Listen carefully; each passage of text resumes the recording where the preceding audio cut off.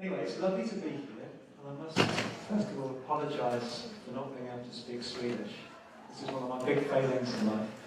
And actually, Anna-Lena suggested that I should do this talk and just tell you about my thoughts about Sweden, having been here for a few times, give you my impressions. And I just thought that's one of the worst ideas in the world. There is a long history of British men going around the world and telling other countries how they should do things. And it doesn't end very well. So I'm not going to do that. And the other thing I'm not going to do is do the usual sort of technology talk. I don't want this to be, I don't think this is a usual technology day. I think the exciting thing about today, and the exciting thing about the work going on in Gothenburg, is this idea about not necessarily being critical about technology education, but thinking about how things could be different. And so the one thing I think I want to talk about today is how might things be otherwise. I want you just to think about that, and I get your ideas about what you think we should be talking about as well in terms of how might things be otherwise. It gives this idea that everything in technology is not perfect. Now the other idea I had for this talk, before I decided on what I was going to do, so I thought I could do a kind of a spoof EdTech talk that you usually see at EdTech shows. And I'm very fascinated by the BET show in London. I don't know if any of you know about the BET show. I think you have a SET show in Scandinavia. Well, BET is like SET, but on steroids. And I'm sure you've been to lots of these sessions where people talk about being game changers. And this was the program from this year's BET show, where they talk about being a game changer in education technology, along the lines of Charles Darwin, Martin Luther King, Emmeline Pankhurst. So you can see the idea is this, we're going to change the world. And these are just some of the titles from the talks last year. And we're very familiar with this language when we talk about technology and education. We're inspiring, we're flipping, we're interacting, we're growing 21st century future skills, blah, blah, blah. So I thought I could do a talk like that, because that's the kind of thing people want to hear, or people expect to hear when they come to a day like today. But I can't really keep that level of enthusiasm up for more than about 2 minutes. So I think that we need to take all this. This is good. I mean, BET is far more successful than any university. The BET show is far more successful than anything we could do as academics. But I think our role as academics is to try and bring in some different voices, bring in some different topics of conversation, some different perspectives, maybe just ask some different types of questions. So I'm not dismissing this. I think this is all really good in technology and education, but it's one side of a coin. So I want to look at the other side of the coin today. And if there's one kind of vibe that I would like to have for my 50 minutes, it's this idea of not enthusiasm, but distrust, which is a really strange word to use at a technology conference. Distrust, pessimism, not thinking everything's right. Now, this already has sucked the life out of the room, I can see that. I tried to write a book about this 2 years ago, Distrusting Educational Technology. And not only did it not sell very well, but even the publishers didn't actually believe that's what I was going to call it. So we had this opening event where we had this kind of like a book launch. And the publishers gave around lots of leaflets. And on the leaflets it said, Distributing Education Technology. And I was like, you've published the book, you know what the book's called. Why do you? And they said, oh, we just assumed it was some kind of misprint. Because nobody thinks that the word distrusting and technology go together. You can distribute technology, but you can't distrust it. So it's a really odd phrase to use, but I'd like to explain myself. I got the idea from this book title from William Gibson, Distrust That Particular Flavour. And I really like the idea, the sentiment behind this. So we're not being anti-technology, but we're kind of acknowledging that there are lots of different flavours of technology, lots of different options, lots of different types of technology. And that some might be better than others, but it's a value-laden judgment. This is something that's imbued with values and assumptions, and it's up for grabs. So this isn't just one size fits all. But technology and education is a kind of, it's got to be talked about in a spirit of kind of discerning distrust. So I think there are different flavours of education technology that we might want to talk about, and this all links back to this idea that things might be otherwise. So when I say distrust, I don't mean being cynical, I don't mean being sceptical, I don't mean being dismissive, I don't want us to talk in a kind of anti-technology way. But I do want us to think about things could be better, things could be different. So it's kind of being constructively critical.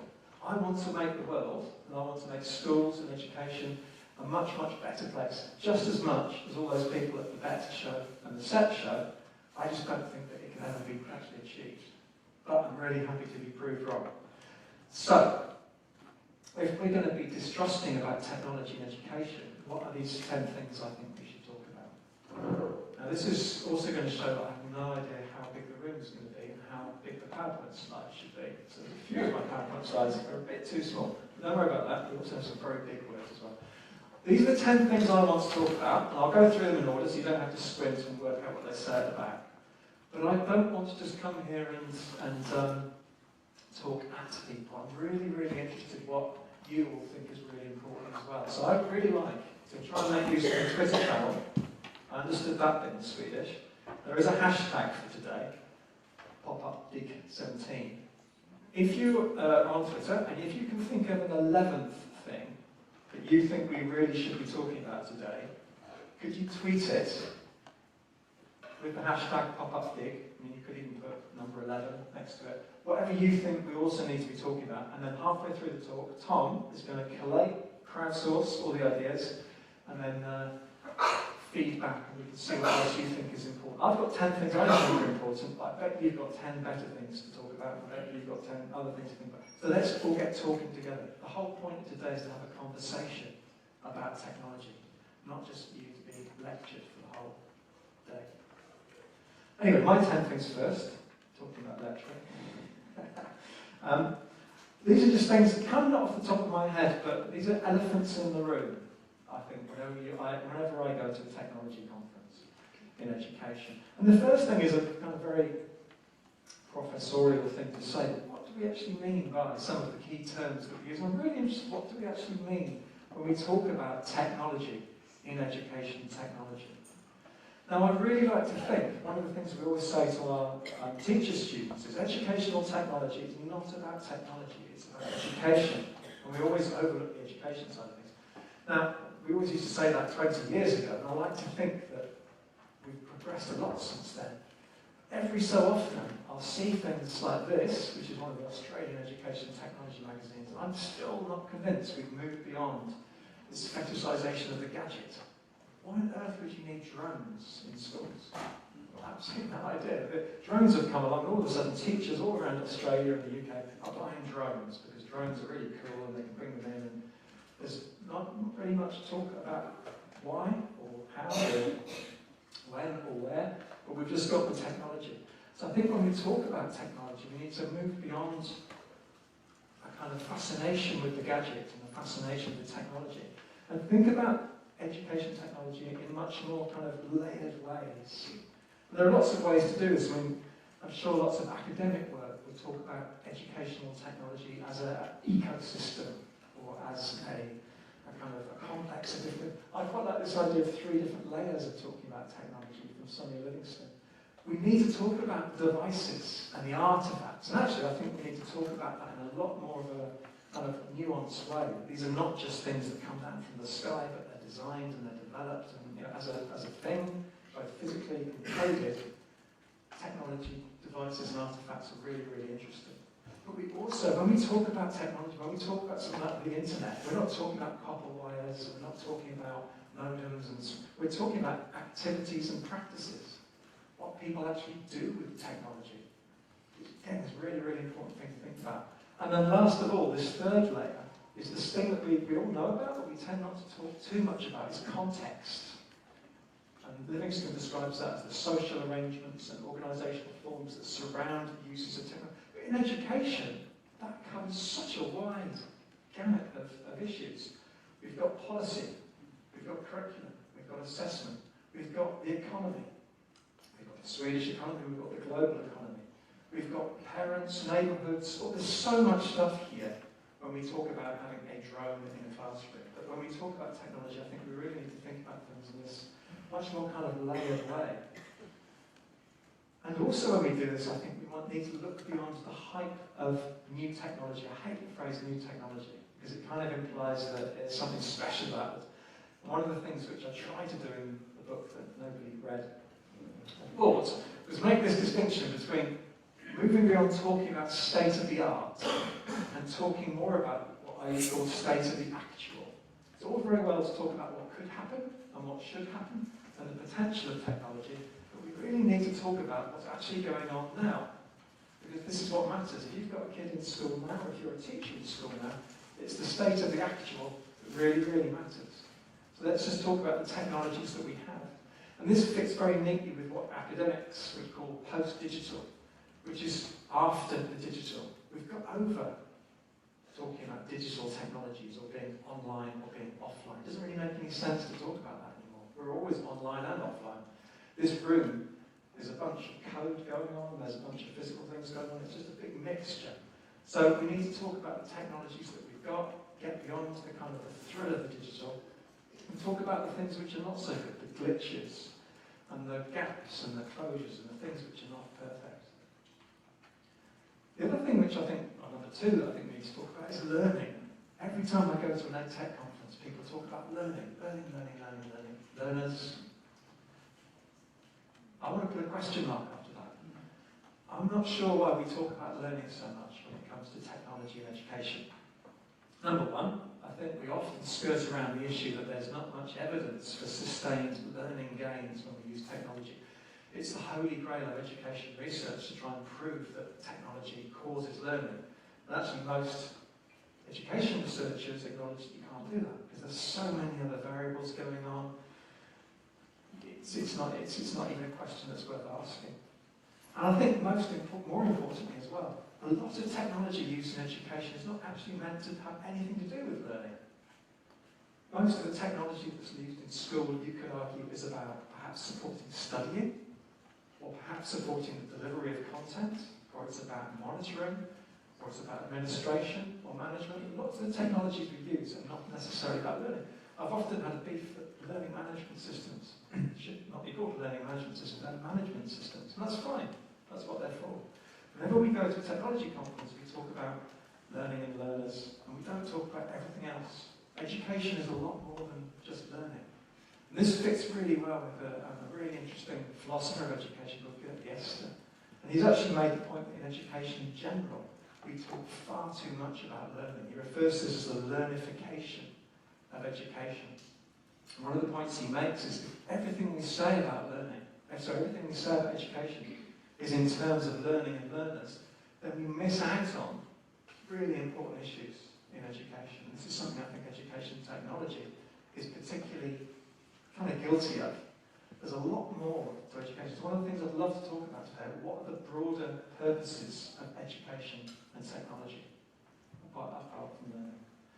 And then a few things I think that we know we shouldn't really be talking about. This idea of solutionism. Can technology solve anything? And I think no classroom teacher, and very few people that actually work in education believe technology can solve anything in education. But you still see the sense of solutionism whenever people talk about technology use in schools. The idea that technology can somehow fix deep-rooted problems in education. And the idea of engagement, I think, that the drones are being attached to is quite interesting. But I think we really need to kind of get to grips with how technology is sold to us as a solution to a problem. And I think we need to get beyond this idea. Why is it that so many people outside of education think that schools are broken and technology can fix them? And how can we as educators talk back against that? Now, I don't think many people think technology solves anything, but I think we really do need to talk very, very carefully about this idea of how technology perhaps changes things in education. Because again, I don't think we're very sophisticated in the way that we expect change to occur. Now, I think we know that any change in education through technology is very context specific. It's very dependent upon the local settings and the local circumstances that any technology is put into. So there's no one size fits all. There's no kind of uniform effect that technology can have. You can't just put an iPad in a classroom and the same things will happen in every classroom. So I think we really need to, when we talk about the things that technology can do to schools, we really need to be a bit more kind of aware of this idea of the way that technology use is what Larry Cuban calls situationally constrained. There's a kind of the context of the classroom shapes how the technologies are used. And actually, Cuban talked about classroom, computers meet classroom, classroom wins, which I think is a really, really interesting way of thinking about the technologies we're using now. How the context of education, the classrooms, the schools and communities alter the nature of how the technologies are used and the changes which are associated with technology. And this is something I would never have talked about a year ago, but I've just been doing lots of research in schools in Australia, and one of the things that really strikes me is how important leadership is in schools. And this never normally gets talked about very much by academics. We all talk about teachers in classrooms using technology and students using technology. I'm increasingly convinced that leadership within a school, as well as leadership outside schools, is key to actually making any dramatic strides in technology use. And this isn't to dismiss school leaders at all. I'd hate to be a school leader. It's a really complicated thing. Technology is by far the most complicated thing I can think about having to kind of manage and lead within a school. You've got the teachers using it in the classroom, you've got the technical infrastructure issues, you've got issues of ethics and privacy, and there's so much stuff going on that at best I think we just have to kind of really think very, very carefully about what it means to lead technology in the 21st century. And I think at the moment, particularly in the schools that we've been doing research in, it's probably fair to say that the leadership of technology within schools is very, very haphazard. It's very, very hit and miss. We've got leaders who are desperately trying to look for solutions, how to do things. They're trying to kind of just firefight half the time, keeping the school system going, keeping the internet working seems to be a challenge in itself. And in many ways, inspired leadership of technology doesn't come from the leaders within the school, the official leaders, but it comes from bottom up, from individuals doing things around the edges. And the danger is that those sorts of practices don't tend to get translated across the school. So I think leadership is really, really, really important, and I'm not entirely sure what we do about it, but I think we need to talk about it. It's not just down to individual teachers using technologies in classrooms. The sixth thing, which I'd love to talk about, is this idea about the presence of commercial interests in schools. I think if technology is not being necessarily led by educational leaders, we also need to talk about how technology is increasingly being led by commercial interests, the private sector. This isn't a problem, it's a fact, but I think we need to talk about it because it does have some really big implications for how technologies are used in schools. Now there was a very interesting article in the New York Times by Natasha Singer, May the 13th this year, where she just talked about how Google took over the classroom. It's a really interesting long essay on how Google is being used in American schools. And it's a really interesting insight into the really complex nature of commercial interests, a big tech company like Google being involved in US technology use in US schools. And she talks about the way that Google's gone. She actually quotes the Chief Information Officer for New York City. So between autumn 2012 and now, Google has gone from an interesting possibility to the dominant way that schools around the country teach students to find information, create documents and turn them in. This is the guy in charge of New York schools. Google has established itself as a fact in schools. So if you think about how Google can be used in schools, I'm not sure if it's the same in Sweden, but it's certainly the same in Australia and the UK. 58% of mobile devices in US schools are Chromebooks. Google makes $30 per device for the software on it. You've got Google Classroom, which is increasingly being used as the de facto system in schools. You've got Google getting data from all these apps. You've got Google educator groups, which do professional development. You've got Google certifying innovators and Google actually innovating pedagogy as well. And so it's a really interesting idea about how a company like Google is governing and shaping and supplying technology uses. So I would go into schools in Australia now and they will very proudly say, we are a Google school, as if that's something to be really proud of and it solves all of their problems. I'm thinking, oh my God, that's not a good start at all.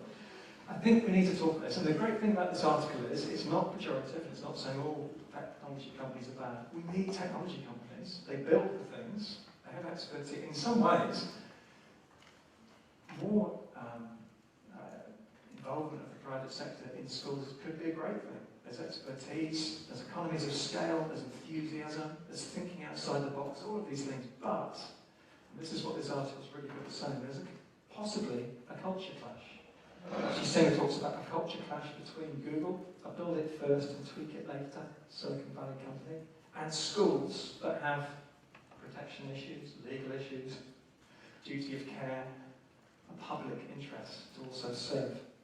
So clearly the technology industry and the education sector are not an immediate perfect fit. And I think we need to talk more about how the values between the private interest and the public good perhaps can be brought closer together. Regardless of any company's corporate social responsibility, their bottom line is going to be making profit. And that's fine, but maybe that's not the values that schools are necessarily, public schools, are necessarily about. Just a couple more things I think we need to talk about. Data. I think technology and education is all about data. I don't think it's got anything to do with devices anymore. Data is really, really, really, really important. This is something which academics are just about beginning to talk about, but I think we need to talk about as an educational community as well. I don't know if any of you know what Newton is as a company, but if not, Google them, use your search engine to find out. And there's companies like Newton and Summit and Croton, huge companies which are providing education services, but also sucking up data and using data in many different ways. And we're now being told as educators that data is a really important thing and we need to start getting involved with data. But there are things to think about here. There are inequalities in those that get to use data and those that get data done to them. There are ways that data tend to be used in ways which necessarily are managerialist and are about organising and controlling and measurement, and issues of data valence I think are very, very important. And also the way that data produces really nuanced educational issues in ways that data are represented. I think data is something I really, really want to talk about. And just three more things. Hard work.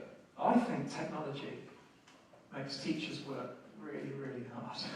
And the more teachers I talk to, the more I find out that technology doesn't make life simpler.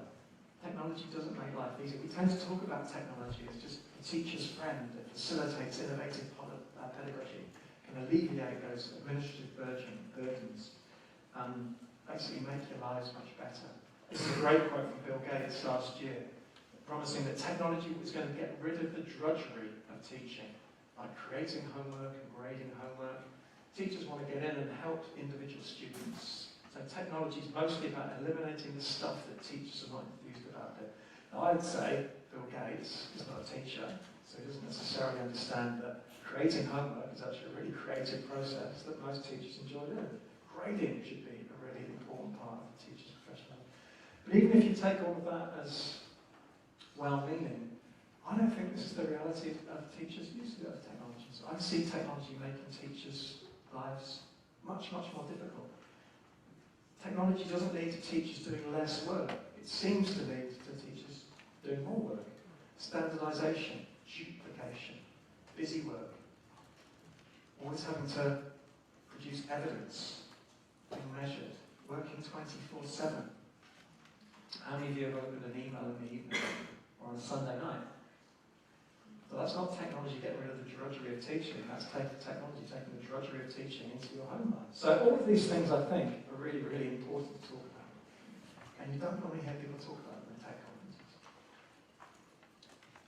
And here's two more really odd things. I don't know quite how we talk about this, but I've got a hunch that technology is altering the way that schools, what it means to be a human. Okay, that's a big question for you. I think technology is altering what it means to be human while at school. So I really want to talk about this more. And this is a difficult thing to talk about without seeming like a hippie, which I'm definitely not a hippie. But there's a mismatch between the ways that the machine logics of lots of the technologies that we're using in schools, and the things that we think we should be doing as educators. So even just marking a student as green or red, traffic lights are huge now in Australian schools. Is this student red or green? Or sometimes they can be yellow, sometimes they can be blue. But even just putting a student into 4 colour categories for their behaviour dumbs down what it means to be a teacher that really knows a student and has an emotion. And all of these things are jarring away at us, I think, as educators. And also the way that technology is altering the relationships that we have with our colleagues and with other people that we work with. Our email suddenly kind of changes the bandwidth of communication and the nature of communication. So I think there's something about what it means to be a human in schools and how technology might be altering that. But I'm really, really like to talk about. I think education technology is an emotional thing. It's an affective thing. It changes the way we feel as well as changing what we do. I'd really like to talk about that a bit more. We've been doing bits and bobs with the unions in Australia, and they're very into teacher stress and teacher burnout. These are big issues. I don't think technology necessarily reduces stress and reduces burnout, but perhaps it could. And the last thing I wanted to talk about before coming over to Tom is just talking about the issue that technology in education is not the most important thing in the world, even in education. And I think we really need to get over this idea that we are game changers along the lines of Martin Luther King. I think if you talk to most people in a school and ask them what the most important thing is in the school, they're not going to say technology. Even the IT technicians are not going to say technology. They're going to say things like money, time. Time is always the one thing that educators always talk about as being really important. Assessment, curriculum, policy.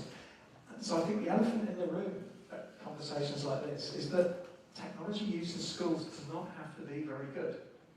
It's not mission critical for schools to have an absolutely fantastic technology system, but it is mission critical for it to have enough money and enough time to make sure that students go through and take their exams and leave school and don't drop out. So often, schools just have to be good enough at using technology, not necessarily good. The education technology community, I don't think gets this. They think they're Martin Luther King or Uber, and they're going to completely change it. There's a mismatch, so I think we need to be far more humble in the way that we talk about technology in education. So I really have to press you all. So, Tom, on the other hand, has hopefully got some questions which are slightly more interesting, which I think hopefully can inform the tone of the conversation. What's the number 11 one, Tom? Well, okay. I think if I'm going to synthesize what people have been talking about, the question is around what technology can actually do, like what need it fulfills. The question about so I was talking about what purpose technology fulfills. I'm not turning the mic on. So technology fulfills several roles, including amplification. So the question that I think summarizes best what's been talked about is this question about what kind of needs does technology fill? Like what needs are we asking technology to fill? Are we asking questions about the needs that it fills when we implement it? What are we trying to do? Yeah. I think that's really interesting because Ben's going to talk after the break about coding in schools. And I would love to ask why have we got coding in schools? What are we actually trying to do here? What do we think we're doing? What do we think we're going to achieve? And I think this also comes back to this idea of values as well. So it's aims and values. And actually being more open to the fact that we're not just always trying to do learning and make learning happen. There are other things going on. There are other agendas, other issues at play here. Okay, I'll bear that in mind. Now, surprisingly, I can be accused of being a bit depressing and sucking the life out of any edtech. So what I want to do, just to finish off with, my mum always used to say to me, if you've got nothing nice to say, don't say it. So I'm going to go through my 10 points again, and I'm going to be positive. Wouldn't it be great if, yeah? Rah, rah, rah. So number 1, wouldn't it be great if we could place technology at the end point of all our discussions? I think this is a really interesting way of thinking about things. Rather than putting the technology first and saying drones, why don't we put the technology at the very, very end? So I think at a tech conference, we should be saying things like, what can be done about the problem of X? So student disengagement. What can we do? I said, oh, I'm interested in this. I've got some answers. I haven't got any answers. What can we do about the problem of student disengagement? Now, I think, as an academic, you'd want to say, all right, what factors might lie behind student disengagement? What's going on here? Why are students disengaged?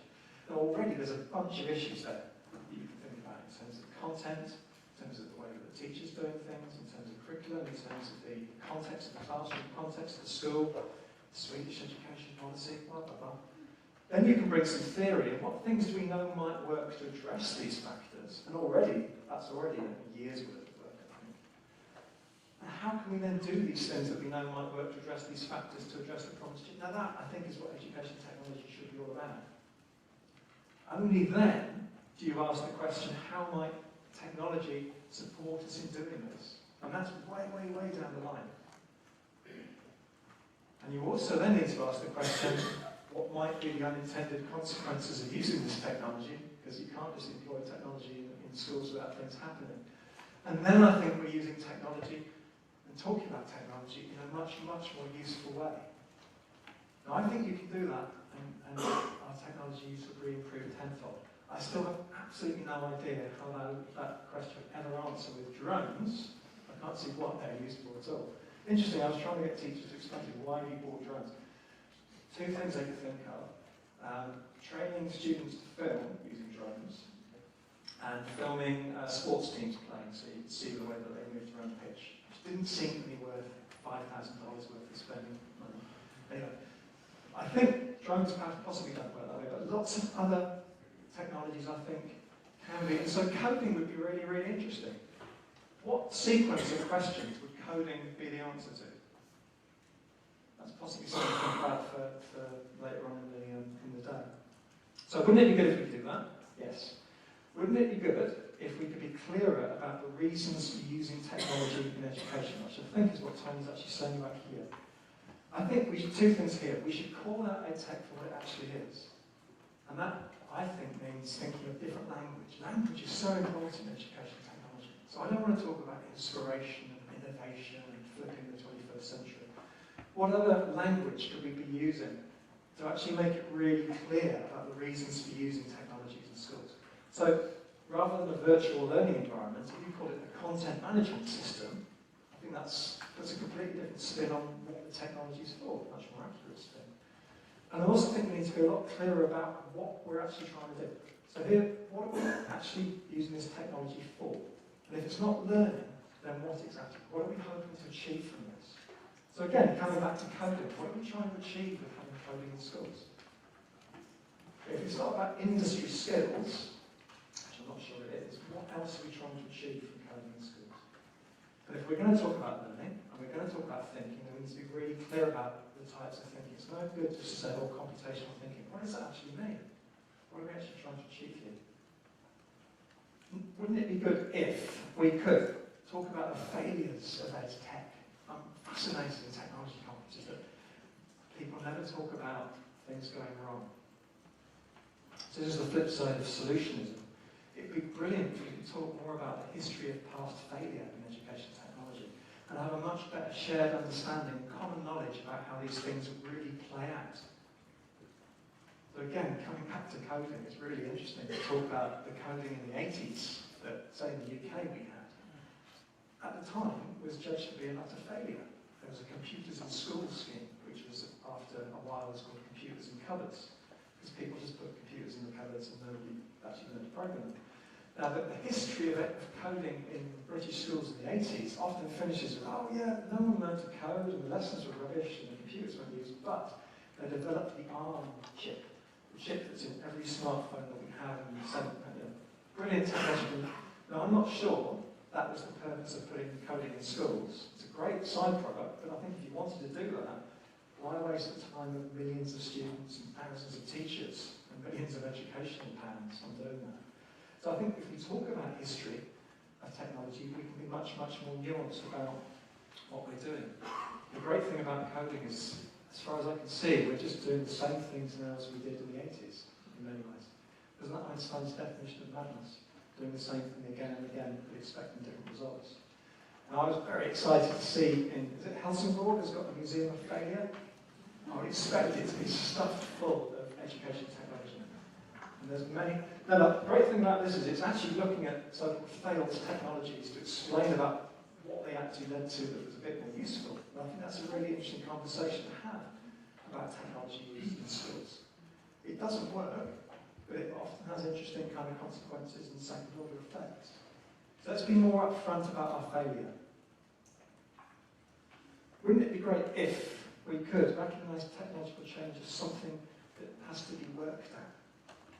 Now, we know this as educators, but we have responsibilities, and wouldn't it be great if everyone was on the same page that technology doesn't do things automatically? You can't put iPads in a classroom and suddenly the magic happens. You need to think about what we're doing. We need to design for outcomes and design for the complex contexts I talked about earlier that surround schools. Last week I saw UNICEF talk about their criteria for innovation in schools, and it suddenly struck me, I'm not sure we do much of this at all, or I do much of this at all. So innovation doesn't just mean technology. Innovation can be found in processes, services, programs, and functions. This is really interesting. To be truly innovative, an intervention should improve learning, equity, and the systems that it's employed in, solve a real problem in a simple and clear way that's demand-driven, and match the scale of the problem it's trying to solve. And I'm not sure how many interventions in schools technology actually fulfill those criteria, particularly the third one, the scale of the problem it's trying to solve. The scale of some of the problems we're trying to solve in education and technology are huge. Social inequalities, for example, retention, dropout, all of these, even student engagement, these are huge problems. So if you're going to claim that you're adjusting the technology, you really need to match them with intervention. And also this idea about solving real problems that are demand-driven. A lot of the technology you see in schools is very much supply-led. So wouldn't it be good if we could establish dynamic and democratic leadership? I've got no answers as to all. I think we do need to think much, much more about leadership. One of the things I think is really interesting about Sweden is you've still got a government that cares about technology and education. You still do have policies. So in terms of leadership, one of the things in the US and UK and Australia, the government has just given up. The state don't really get involved very much in technology and education. Now, you might think that's a great thing. You might moan about the government policies. I think having government involvement in technology is really, really important in terms of leadership. Might be not very good, but at least it's a voice that's involved. So I think we need to keep the state interested in technology and education. I have no idea how we do this, but I think we need to produce a generation of great technology leaders who are a kind of hybrid form of an education leader and a technology leader. We need a tech-savvy generation of principals that really understand the technology and really understand the consequences of its use. And I also think we need a real super cadre of IT support staff. I think IT support staff are the kind of worker bees within every school, and they're not valued, they're not paid. If I had money when I was in charge of the education system, I'd pay IT support staff huge amounts of money, give them huge amounts of privilege, and give them huge amounts of power. Because I think that if you had a real professionalisation and a real up status in IT staff, proper coding skills, proper kind of pedagogic skills, that's the kind of people we need in schools, a kind of new form of educational professional, not just someone that plugs the computers in and makes PowerPoint work. And the IT support staff are kind of really important. And the other thing is just making technology democratic.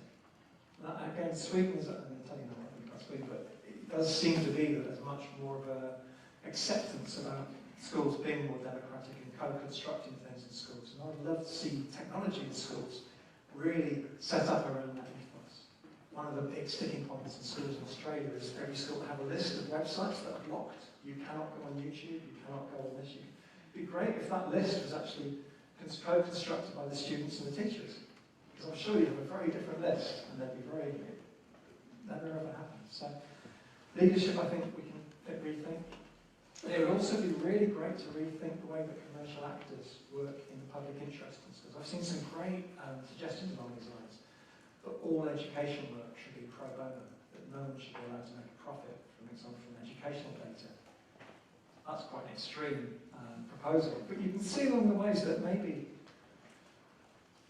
the public sector and the private sector can work along more common grounds. And also, schools should be encouraged to work around the private sector as well. Open source, cooperative platforms, there are a whole bunch of other stuff that perhaps are non-profit in terms of technology. Schools don't have to become a Google school. You could become a Linux school. Wouldn't it be great if schools and educators could become data savvy? I think this is really, really important. We need schools and educators that really understand data that know why data are being generated and generated for a purpose, and are not data-led, but lead with data. And again, there are lots of opportunities here for schools to work around data, alter metrics, alternative metrics, or even work against data. I'm really interested in this idea of data obfuscation. But data, I think, is really, really interesting thing to talk about. And again, wouldn't it be great if we could have digital technology that works for teachers? What would a genuinely labour-saving technology look like in schools? What would an email system look like that increased collegiality and made people feel better about their lives? It would be really interesting to think about technologies that can work for teachers rather than teachers having to work for technology. And I think there are ways of using technology out there. And I'm also interested as well here about making technology work for teachers, like the role of teacher unions here.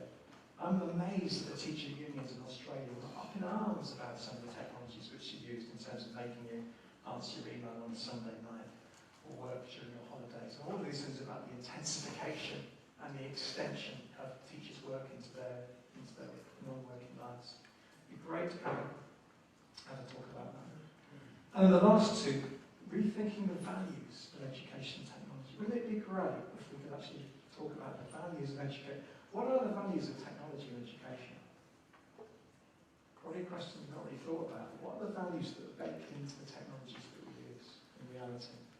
There's efficiency, that seems to be there quite a lot. There's certainly a value of monitoring and being surveilled, which I'm not saying surveillance is a bad thing. There's certainly a value of standardisation. But what other values might we want in the technologies that we use? I love this idea of pleasure. Wouldn't it be good if technologies in schools were actually fun? I mean, genuinely fun. I don't mean kind of the serious fun. It would be actually a source of bringing fun and enjoyment into people's working lives. Well, this idea of tolerance as well, making technologies in school a bit more fuzzy. So I maybe have 103 colours to choose from rather than just 4. That allows me not to be so, or allows me to actually be more precise and be a bit more empathetic. And I also like this idea of values of technology being much more appropriate for the context that they're being used in, much more bespoke. And the last thing I think, wouldn't it be great if we could stop taking ed tech so seriously? I think we do need to be a lot more humble about what we're doing and get a big dose of perspective. We're not Martin Luther King. We're not Emmeline Pankhurst. I'm certainly not Ella Beebe. But I think we need to make less of a big play about how we're changing the world with technology and actually trying to engage with the world of education that we're working in.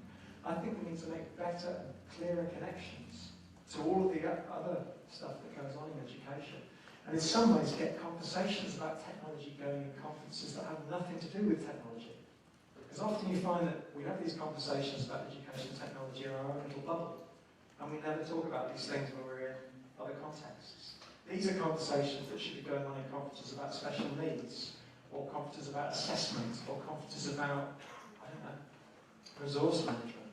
We need to get technology out there into the world, and also get the world into conferences like this. So, there's a lot we could be talking about.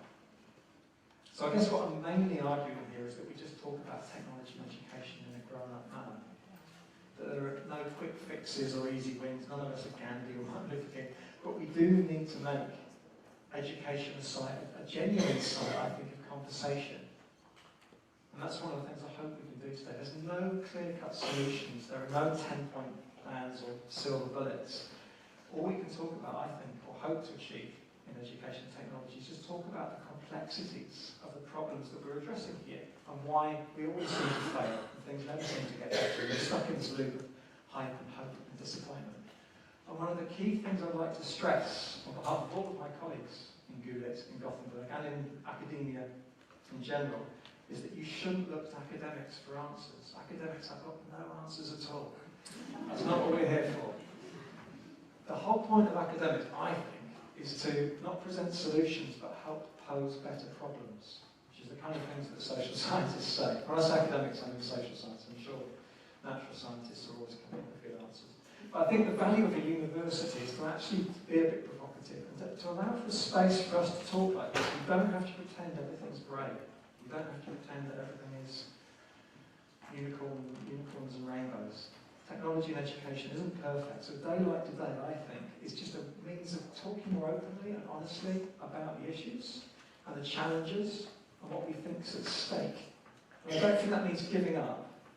I'm trying to make schools a better place, but I do think it means being a little bit more honest. So I hope the rest of today provides plenty of food for thought. And I hope that hopefully it can help you make things better than they are in your schools, but not in a way that's going to kind of be overly naive or overly solutionism. So, I'd like to just say thank you very much for your time, and I hope you can now begin to enjoy yourselves rather than being depressed. Anyway, thanks very much.